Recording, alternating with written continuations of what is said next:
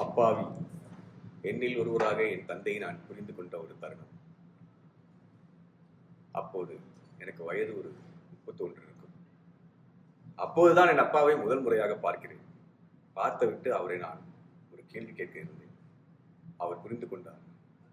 அவரே என் சரித்திரத்தை சொல்ல துவங்கினார்.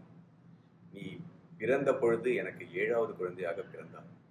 அந்த தருணத்தில் தாயாரின் உடல் நலம் சரியாக இல்லை.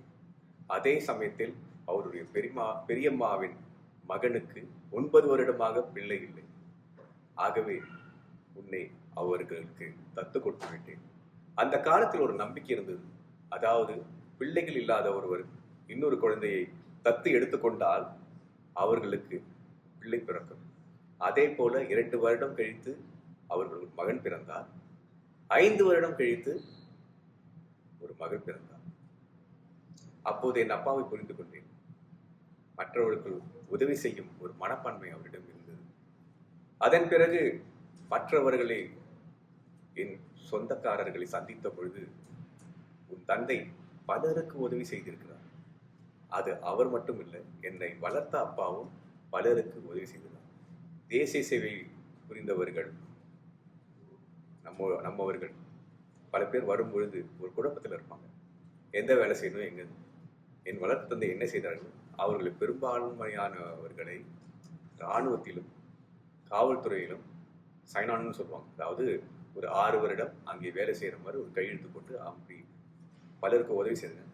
அவ்வாறு இருந்தவர்கள் சிலர் தொடர்ந்து இராணுவத்திலோ அல்லது காவல்துறையிலோ இருந்தார்கள்.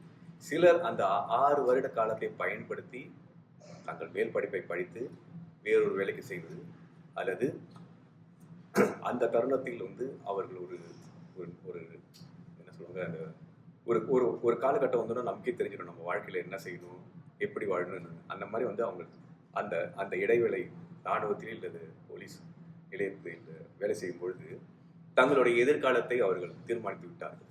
இனிமேல் நான் இப்படி தான் என் வாழ்க்கையை நடத்தப்படும். ஆக இந்த வகையில் வளர்ப்பப்பா மிகவும் உதவினார்.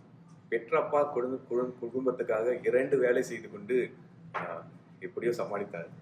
எனக்கு பிறகு இன்னொரு மகனும் பிறந்தார் அவருக்கு. அதனால 7 பிள்ளைகளை வளர்ப்பது அந்த காலத்தில் கொஞ்சம் சிரமமாக இருந்தது. எப்படியோ 2 வேலை செய்து எல்லோரையும் கரை தேர்த்து விட்டார். இதுதான் என் வளர்ப்பப்பாவும் பெற்றப்பாவும் பற்றி நான் தெரிந்து கொண்டது. உங்களிடம் பயன்படுத்திக் கொள்கிறேன். நன்றி, வணக்கம்.